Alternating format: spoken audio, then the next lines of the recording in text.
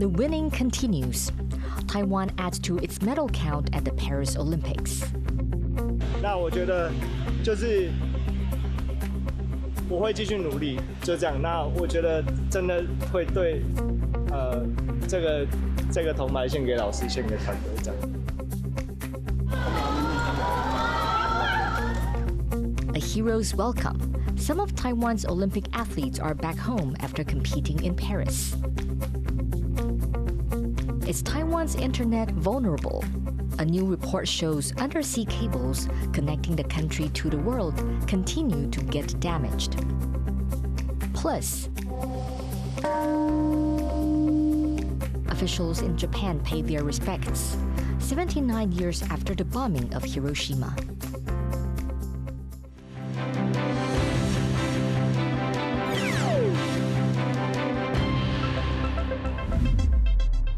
A warm welcome to TaiwanPlus News. I'm Betty Chen. Taiwan has won another medal at the Olympics in Paris, this time in gymnastics. It brings Team Taiwan's total medal haul to 4, and more could be coming. Leslie Liao is in Paris with the latest.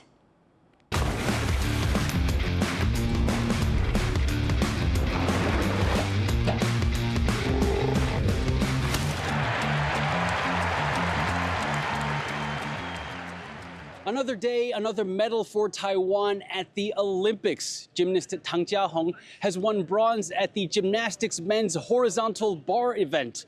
This marks the third day in a row that Taiwan has made history at the Paris Olympics. On Saturday, Li Mengyuan won Taiwan's first ever medal in shooting. On Sunday, Li Yang and Wang Qiling became the first ever Olympic men's badminton duo to defend a gold medal. And on Monday, Tang Chia-hung became the first ever Taiwanese gymnast to medal in the horizontal bar. Hello. Tang came in joint third place with a score of 13.966, a lower than expected score after he fell from the bar during his routine. 当下掉下来的时候，其实就是觉得很可惜，那就是也想要在这次巴黎奥运留下美好的回忆这样子，所以我上去我就还是补做了一次，然后把后面的整套尽力的发挥完美。这样的结果，我对嘉宏是非常骄傲，因为各位要知道，如果当下失败，嘉宏就放弃了，那我想不会有今天这一块铜牌。所以这块铜牌，我认为是它的价值高过于金牌。Out of the 8 competitors in the finals, 6 made errors during their routines. Horizontal bar is a high-stakes event where any flaw in a routine can cost athletes dearly. 你一点点没有控制好，其实它离杠的距离是你没有办法控制，会差非常多。But despite his fall, Tang still managed to clinch bronze. He admits that Olympic jitters got to him. 觉得有按照原本的技术做，那可能我觉得是奥运会的魔力吧。And where there are Taiwanese Olympians, there are Taiwanese fans. But Tang's family also showed up to support him. 很感动，很感动，真的很棒。很辛苦，终于结束了。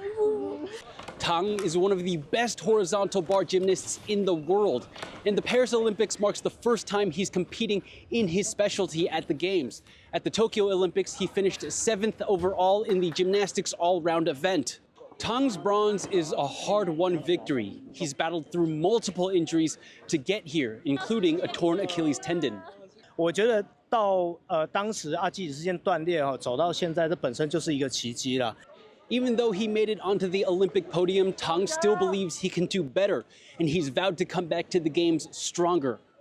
虽然说今天的结果没有想象中那么好，但是我觉得老天爷给予我们团队一个铜牌的肯定。对，那我觉得就是我会继续努力，就这样。那我觉得真的会对这个铜牌献给老师，献给团队，这样。对，还会再战奥运？一定会。Taiwan's official medal count at the Paris Olympics now sits at 1 gold and 3 bronze. Howard Zhang, Lian Lin, and Leslie Liao in Paris, France for TaiwanPlus. Some of Taiwan's Olympians have returned home from Paris with huge crowds waiting for them at the airport. Our reporter Sunny Chi was there.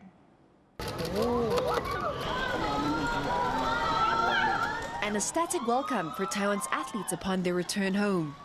On Tuesday morning, 8 Taiwanese Olympians arrived back in the country after competing in the Summer Games in Paris. Although none of them won medals, for their fans, they're still Taiwan's pride and joy.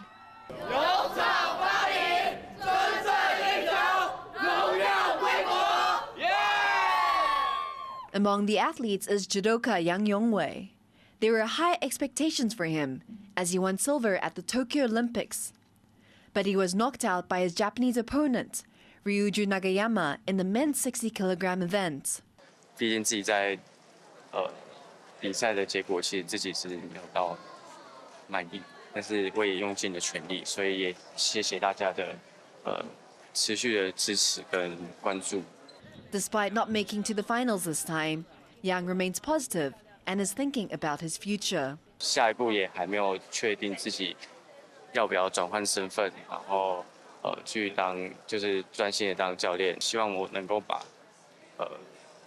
这我一生所学的技术，或者是我体悟到的一些柔道的精神，或者是人生的体悟，就是能够交给接下来的后辈们。 Other than Yang, another athlete many people were excited to welcome home is the country's top swimmer, Wang Guanghong. Despite being eliminated in the semifinals, he seems satisfied with his performance. 其实目前来讲，我觉得都也还蛮开心的。然后我觉得自己的成绩，然后对自己的要求会希望可以更好，但是也打破了之前的记录嘛。然后虽然没有达到目标，但是我觉得这都是一个很好的经验跟过程。 Many of the fans at the airport waiting for Wang had posters, pictures for him to sign, and one even prepared a Wang Guanghong doll. 就是韩团的话，粉丝都会做应援做娃娃，但是他就没有人做，所以我就做一只，然后他衣服可以脱，然后也有小屁股。我要等王刚好，就是从之前冬奥的时候就被他吸引到，就觉得说怎么会有人会游泳，然后他长那么帅，然后身材很好，然后整个爱上。 Some young fans even arrived as early as 6:30 a.m. to show their support. 因为我们3个都非常的喜欢游泳，然后就是在他身上，我们也学到了非常多的东西。自律的精神，我觉得很重要。 These 8 athletes are just the first group of Olympians to return home, with more expected on Wednesday.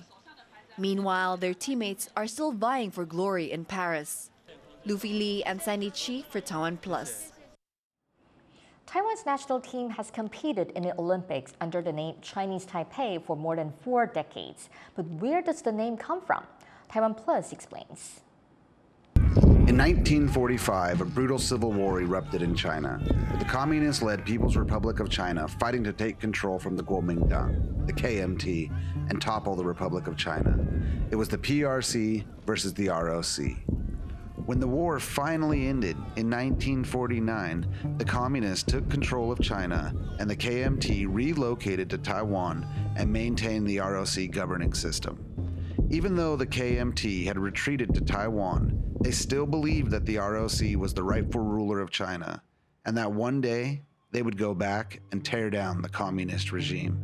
This created a challenge for the International Olympic Committee, because there can only be one team per country, and both the PRC and the ROC laid claim to represent China. Initially, the ROC was recognized as the one team for China, but in 1952, in order to appease the Chinese Communist Party, the Olympic Committee demanded that the ROC use a different name. The KMT could not accept the demands and they withdrew from the Games. And in 1952, China competed for the first time in the Olympic Games as the People's Republic of China. From today's perspective, it might seem strange that the KMT was so adamant about their return to control China. But this was the beginning of the Cold War, and anti-communist sentiment was at an all-time high around the world. Everyone knows that there is a separate government in Taiwan which is recognized internationally and specifically by the United Nations, consisting of the governments of the world. Your government is not recognized by the United Nations. By the Summer Olympics of 1956, the communists boycotted the Games and throughout the 1960s withdrew from international sport altogether. Without Chinese opposition, the ROC was allowed to compete in the Olympic Games for nearly a decade, and they quickly and commonly became known as Team Taiwan. The KMT leaders hated this, and they insisted that the team be known as the Republic of China. They knew all too well how important international representation was for the survival of the ROC.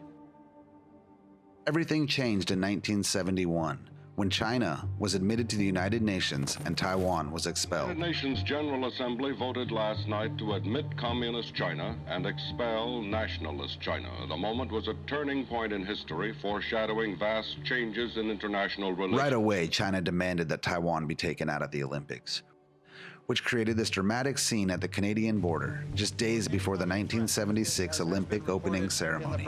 Is Canada prepared to allow a Republic of China team to participate in these games under that name? We are not prepared to have public proclamation in Canada of anybody purporting to represent the Republic of China. Taiwan team, the Republic of China. What was your reaction to the news that Canada was not going to allow you folks to represent China? I didn't expect it to be like this at the last moment. So you had no indication at all, or your government had no indication at all that Canada was going to resort to this? No, we didn't have any indication. If IOC has any guts, they should stand up to the Canadian government and say, these people are going to race, are going to march, are going to do everything according to our rules. The International Olympic Committee did not ban or ask Taiwan not to take part.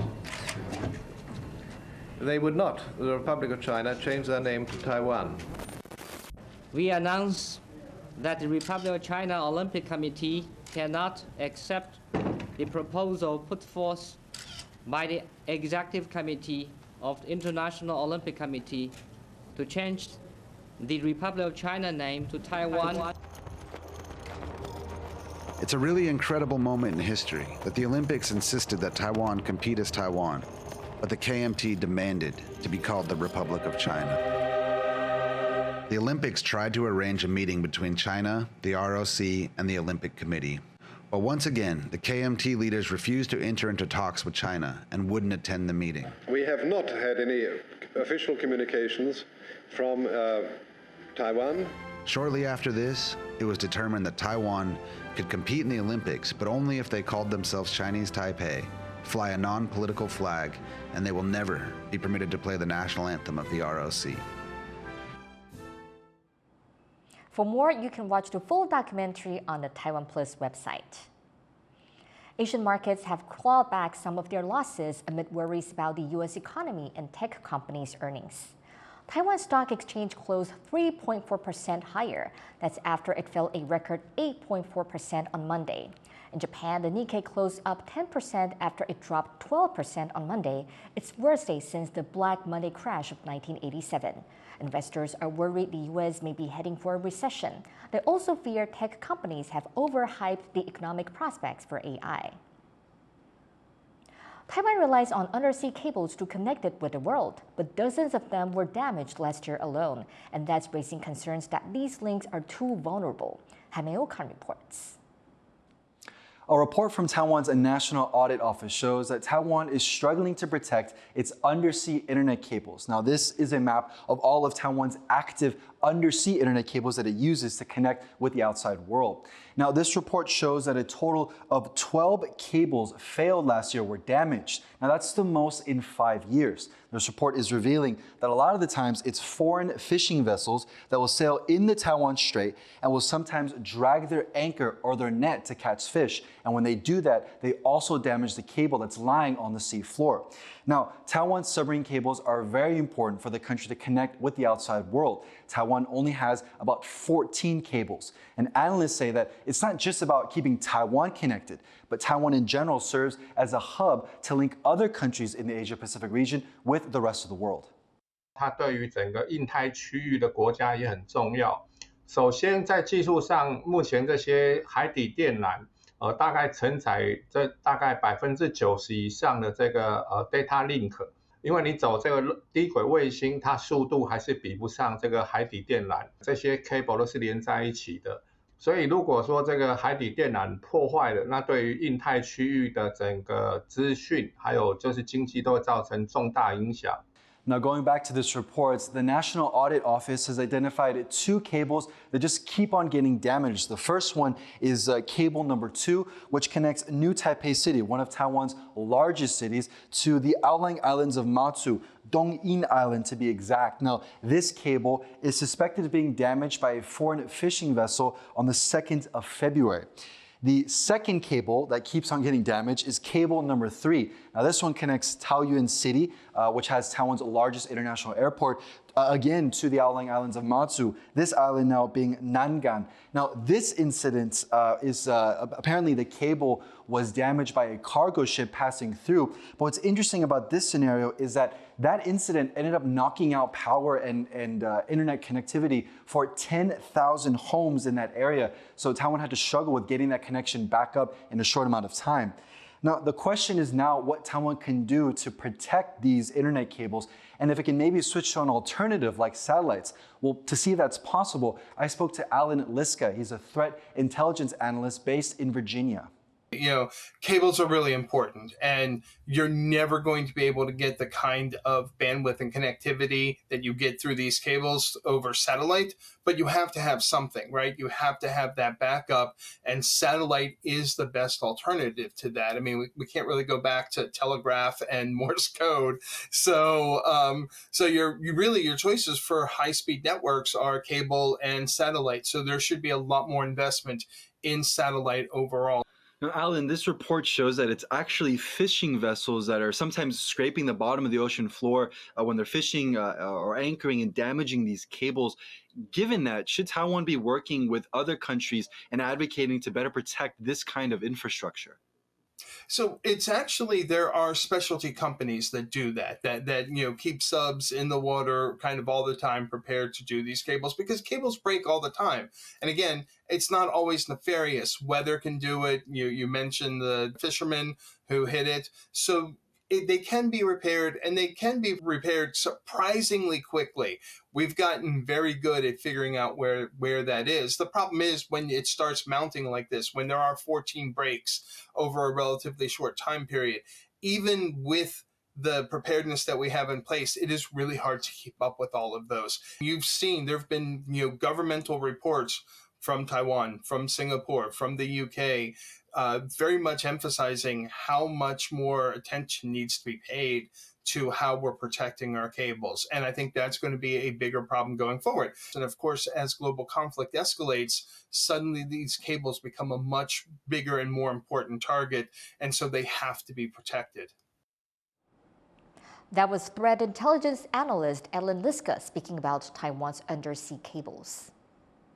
Weeks of anti-government protests and violent clashes in Bangladesh have led to Prime Minister Sheikh Hasina resigning and fleeing the country. Rosie Greninger reports. Celebrations in the streets of Bangladeshi capital Dhaka after news broke that Prime Minister Sheikh Hasina had resigned and fled the country. After weeks of anti-government protests demanding she step down after more than a decade in power, Hasina's helicopter was spotted leaving the capital, heading towards neighbouring India, where she's expected to seek safe passage. Not long after her departure, protesters stormed and looted the Parliament House and her official residence, speaking out from inside the building.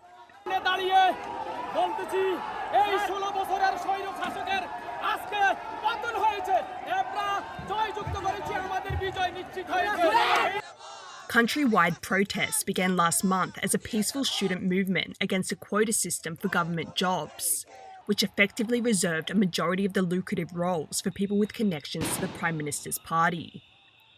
Sheikh's government imposed curfews and internet restrictions on the country's 170 million population, and they closed schools and universities in an attempt to quash the action. The Supreme Court overturned most of those job quotas, but after the government ordered a harsh police and military crackdown that saw thousands of protesters arrested and more than 300 killed, the demonstrations quickly transformed into an anti-government movement. Hours after Hasina fled, the head of Bangladesh's army promised justice and said a neutral interim government would be formed. আপনারা সেনাবাহিনীর প্রতি আস্থা রাখেন, সশস্ত্র বাহিনীর প্রতি আস্থা রাখেন। আমি সমস্ত দায়-দায়িত্ব নিচ্ছি আপনাদের জানমাল এবং আপনাদেরকে আমি কথা দিচ্ছি যে আপনারা আশাহত হবেন না। The army chief also called for calm among protesters, a call echoed by the country's politicians and the United Nations. But violence on the streets is continuing, with some police stations being set alight. Human rights activists are calling the upheaval a win for the people, but say a non-partisan investigation is needed to prosecute those responsible for the violence. We know that the supporters of the Awami League, of Sheikh Hasina's Awami League, had attacked protesters. But if now there is a tit for tat, that will only lead to further violence. So instead, there should be a law, there should be faith in the justice system, and the justice system should restore that faith. But with trust in the government broken, many Bangladeshis are expecting the country's next leadership to rebuild independent institutions and restore human rights protections. Student leaders have said they want to be involved in the interim administration. And unless the military facilitates this, these protesters are refusing to leave the streets. Ryan Wu and Rosie Greninger for TaiwanPlus. It's been 79 years since the U.S. dropped an atomic bomb on the Japanese city of Hiroshima. Despite global tensions at their highest in decades, Japan's leaders continue to call for a world without nuclear weapons. John Van Tres has this report.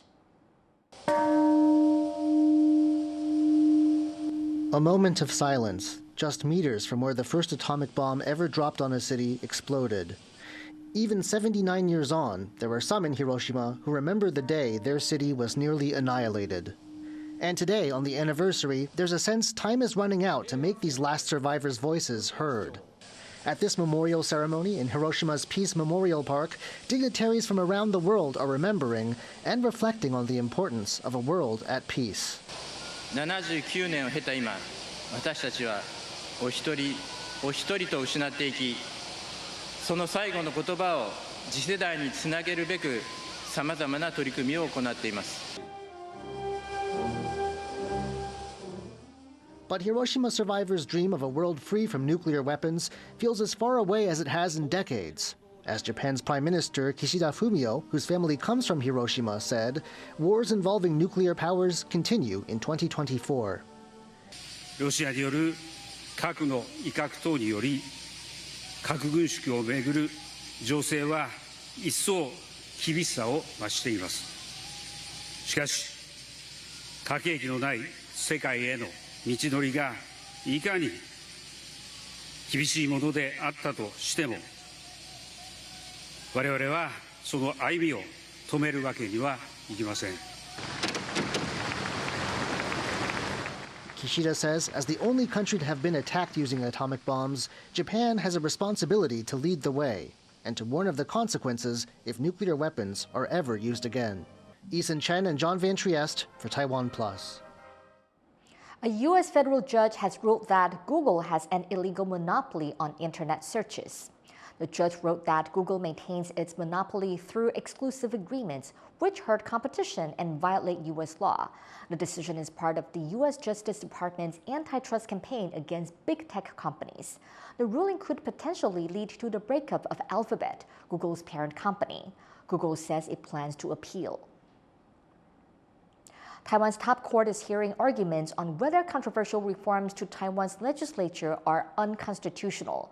The reforms triggered widespread protests on streets and saw lawmakers trade blows inside the legislature.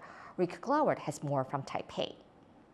This year's top political issue, that sweeping reforms of Taiwan's legislature, giving it more power and more scrutiny over the executive branch, has now reached here, Taiwan's top court, the Constitutional Court. Lawmakers from both the ruling party and the main opposition parties have come here to lay their case in front of the justices. The ruling party, the Democratic Progressive Party, say that new laws that would allow the legislature to bring people in for questioning, that could be companies, it could be individuals, officials, they say that these new laws are undemocratic, they contravene rights, and they're unconstitutional.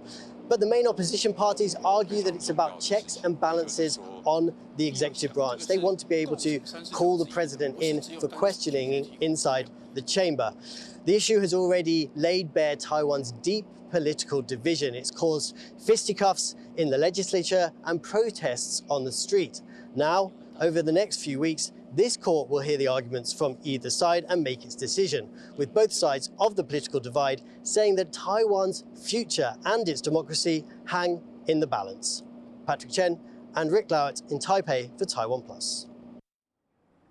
Vegetable prices are surging as farmers clean up after Typhoon Kami. Some leafy greens and herbs are up to 300% more expensive than they were before the storm last month. The Taipei city government has ordered produce reserves opened to supermarkets to get prices under control. They are projected to start getting back to normal next week if good weather continues. A university team has successfully launched a research rocket from a site in Taiwan's far south. The rocket was developed by a team of 11 students in National Yangming Jiaotong University's aerospace program. The rocket, not including the propulsion system, cost just around $600 to make. It's the first to be fully recovered after launching from the site in Pingdong County. 让他们真的去读出一个火箭系统，然后让他们去真的去跑一次就是火箭发射的流程。特别设计成就是未来如果要作为教学或者是竞赛用途的一个火箭，所以就成本其实不高。那也有放置降落伞，就是希望它能够回收回来。 Thank you for watching TaiwanPlus News. You can visit the TaiwanPlus website or follow our social media for more stories from Taiwan and around the world. Finally, we take you to Paris to watch the Olympic flame rising into the sky through the hot air balloon. It's carried into the night sky every night since the games opened. I'm Betty Chen. Take care and see you next time.